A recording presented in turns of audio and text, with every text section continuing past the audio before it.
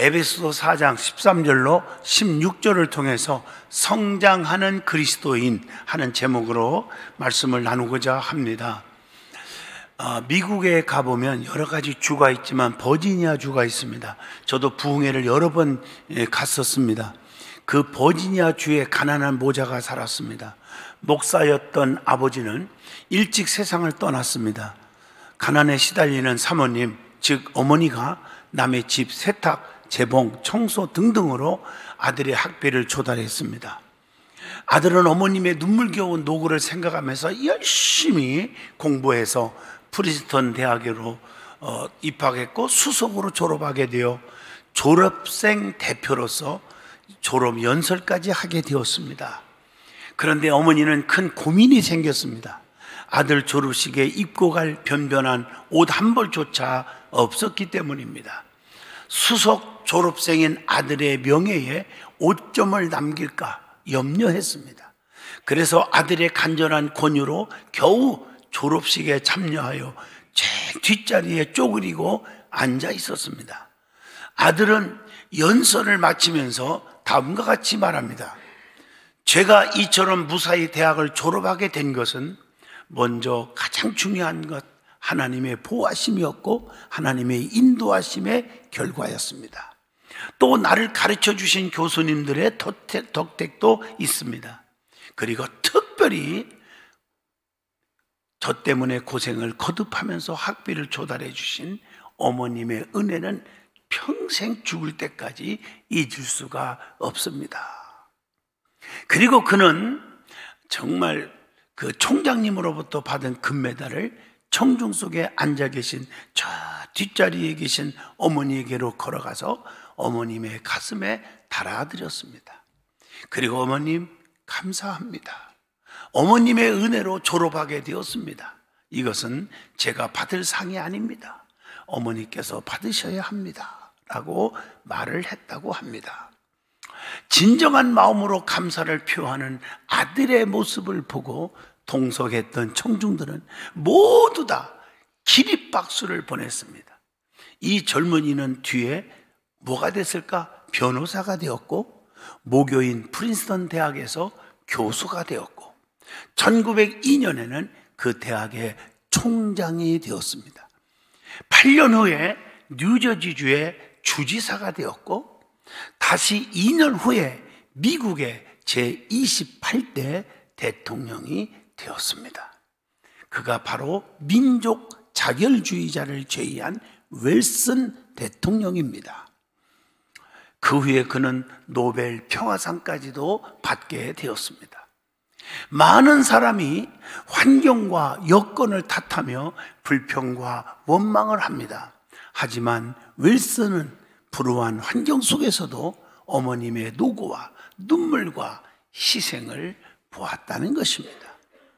충분히 불평할 수 있는 환경이었지만 오히려 어머님께 감사했습니다. 이것이 바로 성장이고 성숙함이라고 보는 것입니다.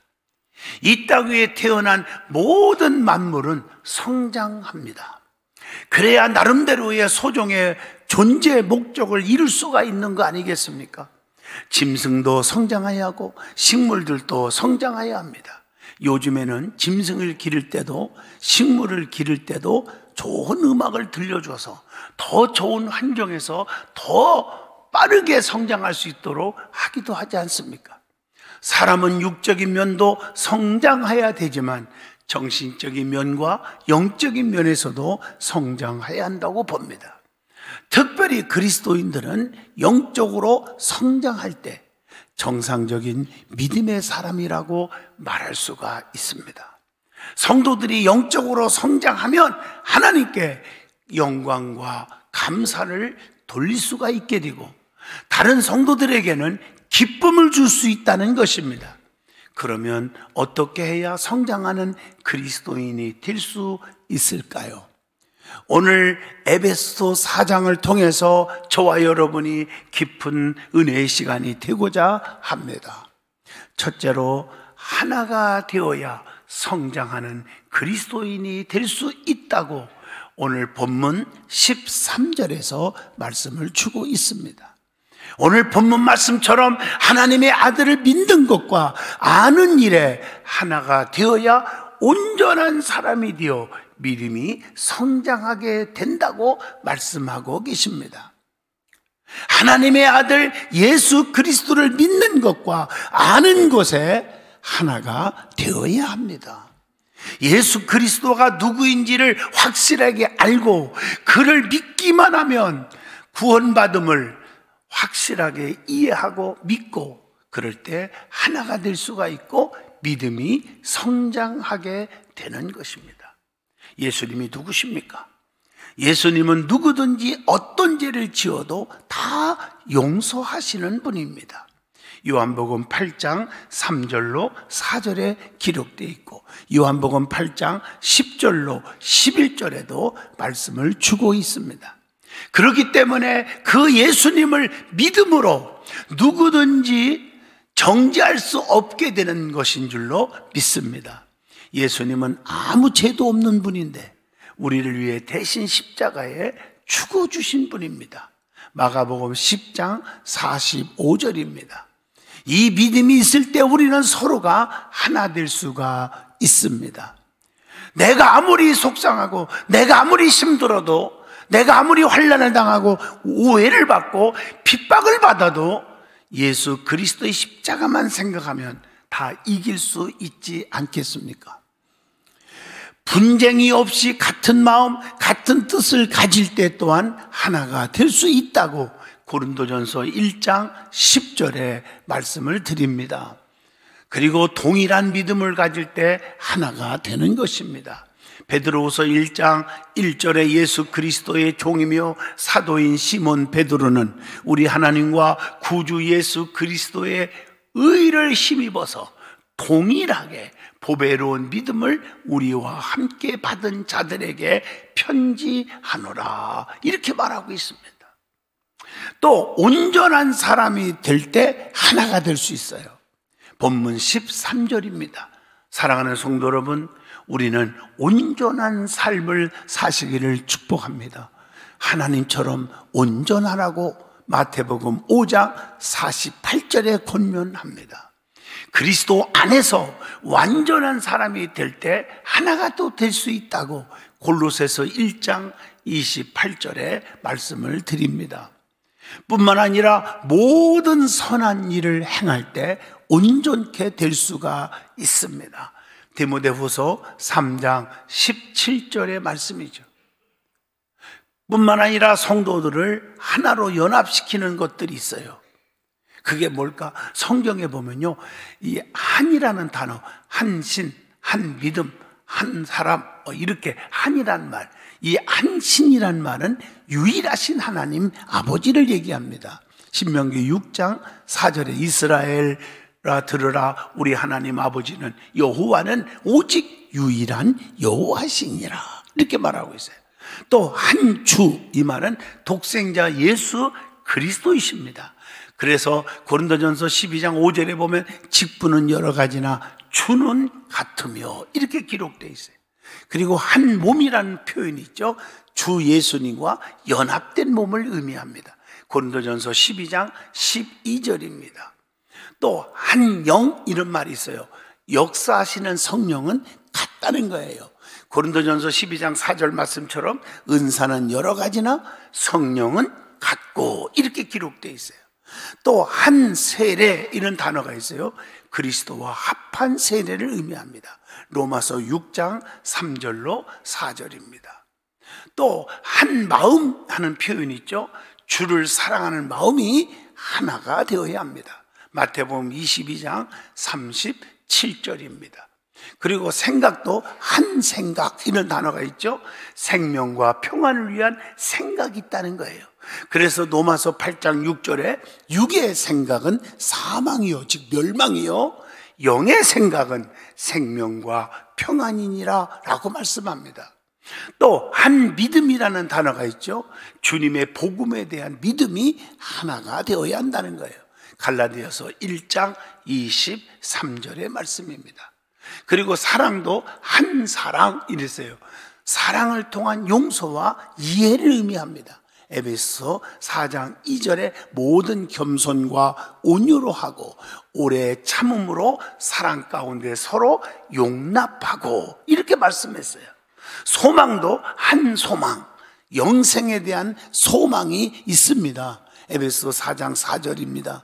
여러분들이 교회 왜 나왔습니까? 출세하려고요? 좋은 사람과 만나기 위해서요? 그런 소리 하들들 마세요. 영생이에요. 그게 우리가 하나가 돼야 돼요. 목적이 영생입니다. 구원인 줄로 믿습니다. 길도 한 길이 있습니다. 천국 구원에 이르는 한 길. 예수 그리스도 이름 외에는 구원받을 만한 다른 길이 없습니다. 빌립보 3장 14절 표대를 향하여 그리스도 예수 안에서 하나님이 위에서 부르신 부름의 상을 위하여 달려가노라 이렇게 말하고 있어요. 교훈도 한 교훈, 정통교회에 의한 바른 교훈이에요.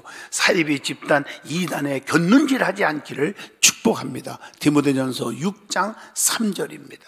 그리고 이런 것들이 다 정말 그리스도 안에서 형통을 가져오게 하는 거예요. 이와 같이 성도들은 모두가 한 뜻, 한 마음, 한 믿음으로 하나가 될 수가 있는 줄로 믿습니다. 서로가 목표가 다르고 목적이 다르니까 분열이 생기고 불협화음이 일어나는 것입니다. 두 번째, 간사한 유혹에 흔들리지 않아야, 요동하지 않아야 성장하는 그리스도인이 될 수가 있다는 것이 오늘 본문 14절입니다. 어린아이의 신앙을 벗어나야 됩니다. 간사한 유혹에 요동치 않는 것이 바로 여기에 있다고 봅니다. 어린아이는 진리를 감당치 못하기 때문에 벗어나라고 고린도전서 3장 2절에 말합니다. 지혜가 성장하지 아직 못했기 때문에 고린도전서 14장 20절 그렇게 말하고 있는 거예요. 어린아이는 말씀을 경험하지 못했기 때문에 성장하지 못하고 요동할 수가 있다는 것입니다. 히브리서 5장 13절입니다. 어린아이 같은 자는 육신에 속한 자와 같다고 고린도전서 3장 1절에 말씀합니다. 그러므로 우리는 언제까지 어린아이의 신앙으로 머물러야 합니까? 어린아이들도 세상에서 육도요, 세월이 지나면 장성하지 않습니까? 그런데 믿음이 성장하지 못하는 이유가 어디에 있다고 봅니까? 어린아이의 신앙에서 성장하시기를 축복합니다. 인간의 속임과 유혹과 풍조에서도 흔들려서는 안 된다는 거예요. 이게 뭘까? 거짓된 자들을 조심할 때 가능한 거예요. 고린도후서 11장 23절. 세상은 거짓이 너무 많아요. 거짓 선지자들의 미혹에 끌려가지 말라고 마태복음 24장 11절에도 말씀합니다. 세상의 지식에만 순종하지 말아야 한다는 거예요. 골로새서 2장 20절입니다. 그리고 뿌리를 깊이 내려서 요동치 말아야 한다고 했습니다. 그러기 위해서는 어떻게 할까요? 뿌리를 깊이 내리면 의심하게 되는 것이 없어져요. 그래서 의심하면 요동하기 때문에 야고보서 1장 6절로 8절 오직 믿음으로 구하고 조금도 의심하지 말라. 의심하는 사람은 마치 바람에 밀려 요동하는 바다 물결과 같으니 이런 사람은 무엇이든지 주님께로 얻기를 생각하지도 말라. 두 마음을 품어 모든 일에 정함이 없는 자로다. 이렇게 말하고 있어요. 또 다른 복음과 복음을 변질시키면 요란케 한다고 갈라디아서 1장 7절에 말씀하고 있습니다. 그리스도 안에서 늘 우리의 마음속에 감사함으로 뿌리를 내려야 한다고 했습니다. 골로새서 2장 6절로 7절의 말씀입니다. 그것뿐입니까? 우리 주님을 기쁘시게 하여야 절대로 흔들리지 않는다고 했어요. 성경을 보면 주님을 기쁘시게 하는 것들이 있더라고요. 그게 뭘까? 하나는 물질을 통해서 하나님을 기쁘시게 한다. 왜? 물질이 있는 곳에 내 마음이 있다고 그랬고, 말라기 3장 10절에 분명히 하나님이 장담한 말씀이 있어요. 만군의 여호와가 일어나라. 너희의 온전한 11조를 창고에 들여 나의 집에 양식이 있게 하고 그것으로 너를 시험하여 내가 하늘문을 쫙 열고 너희에게 복을 쌓을 곳이 없도록 붙지 아니하나 보라. 말씀입니다. 이제 우리는 새롭게 결단하여야 합니다. 온전한 감사생활, 하나님 물질생활, 1000번째 쌓는 신앙 결단하시길 바랍니다. 이제 우리는 새롭게 결단하여야 합니다. 이 모두가 하나님을 기쁘시게 하는 것들이기 때문인 줄로 믿습니다. 뿐만 아니라 물질뿐 아니라 믿음을 통해서 기쁘시게 하여야 합니다. 고린도 후서 13장 5절의 말씀입니다. 또 하나님께 속한 영을 통해서 기쁘시게 해야 합니다. 요한일서 4장 1절의 말씀입니다. 또 뿐만 아니라 성도들이 깨어 힘써야 할 것들이 있대요. 이것들로 인해서 절대적인 신앙이 요동치 않는다는 거예요. 그게 뭘까? 하나님의 법을 지키는 거라고 했습니다. 시편 119편 32절 보면 주께서 내 마음을 넓히시면 내가 주의 계명들의 길로 달려가리이다. 또 하나님의 말씀을 묵상하고 사는 거예요. 시편 119편 148편의 주의 말씀을 조용히 을조리려고 내가 새벽볕에 눈을 떴나이다. 이렇게 말하고 있어요. 또 하나님의 말씀을 무조건 받아들여야 합니다. 잠언서 6장 22절의 말씀입니다. 또 하나님을 찬양하여야 합니다. 시편 96편 4절의 말씀입니다. 또 하나님께 간절하게 항상 기도하여야 합니다. 마태복음 26장 41절입니다. 또 하나님의 깊은 뜻을 분별하고 살아야 한다고 로마서 12장 2절에 말씀하고 계십니다. 그러므로 우리 믿는 사람들은 어떤 상황에 처한다 할지라도 절대로 흔들리거나 요동해서는 안 됩니다. 요셉은 하나님이 주신 꿈을 가진 것 때문에 엄청난 환난과 핍박과 고난과 시련을 겪었지만 절대로 흔들리지 않았더니 어디를 가든지 하나님이 함께 하셨고 끝내는 애굽의 총리가 되었고 그 꿈대로 이루어졌음을 창세기 39장, 40장, 41장까지 기록되어 있습니다. 자, 세 번째입니다. 그리스도를 머리로 삼고 사랑 안에서 연합하여야 성장하는 그리스도인이 될 수 있다고 본문 15절, 16절에 기록하고 있습니다.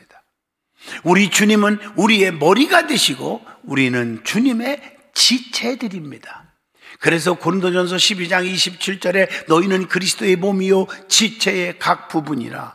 지체들은 머리가 명령하는 대로 움직여줘야 지켜주심과 보호를 받을 수가 있습니다. 머리 따로 지체 따로 움직이지 않잖아요. 손이 아픈데 머리가 지금 지시합니다. 발레에게 봐라, 빨리 병원으로 가서 치료해라, 옥두전기 바르라. 그런데 내가 다리집 손입니까 하고 따로따로 누르면 그 죽는 거예요. 같이 다 죽는 거예요. 우리는 예수 그리스도의 머리로 모시고 우리는 지체들입니다. 성도들끼리 아끼고 서로 덮어주고 위하고 기도해주는 그런 관계가 되어야 하지 않겠습니까? 머리와 지체는 서로 사랑 안에서 연합되어야 한다고 그렇게 말하고 있어요. 사랑이 깨지면 아무것도 아닙니다. 연합은 축복입니다. 골로새서 2장 19절에 그렇게 말하고 있고 에베소서 2장 21절에도 그의 안에서 건물마다 서로 연결하여 주 안에서 성전이 되어간다고 기록되어 있고 에베소 4장 7절에 봐도 그리스도의 선물의 분량대로 은혜를 주신다고 가르쳐 주고 있습니다.